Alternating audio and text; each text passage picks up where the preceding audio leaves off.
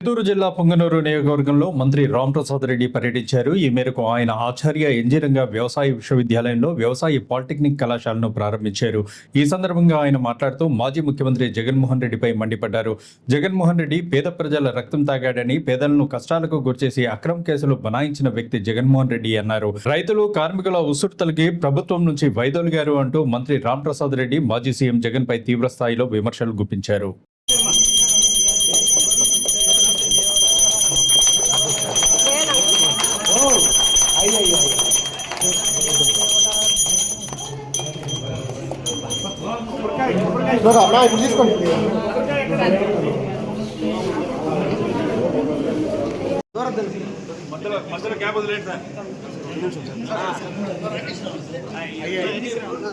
నిమిషం ఉండు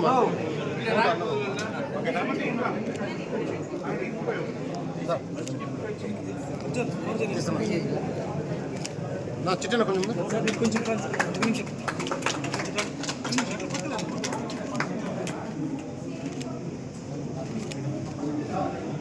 ఓకే సునీల్ కుమార్ గారిని వేదికపైకి సెలవుగా ఆహ్వానిస్తున్నాం.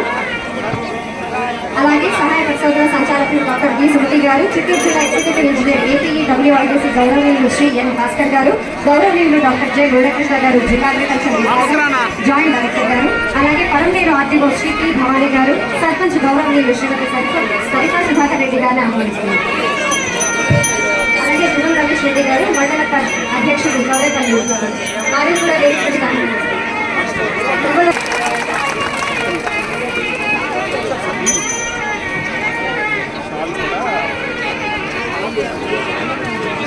మున్నూరు ఇన్ఛార్జ్ జిల్లా బాబురెడ్డి గారిని కూడా సగౌరవంగా వేదికపైకి అతను మీ యొక్క రక్తం తాగినాడు. రాష్ట్రంలో ఉన్న పేదవాళ్ళ యొక్క రక్తం తాగాడు. ముఖ్యంగా పేదలను కష్టాలకు గురి చేసి కేసులు బనాయించి రైతులైతేనే, కార్మికులైతేనే, కర్షకులైతేనే వాళ్ళందరూ ఉసురు తగిలి ప్రభుత్వం నుంచి వైద్యులు అయితే ఈరోజు చంద్రబాబు నాయుడు గారు ఏ పథకాన్ని పెట్టాలన్నా కూడా పేదవాళ్ళను దృష్టిలో పెట్టుకుని పథకాలను ముందుకు తీసుకొని పోతున్నారు.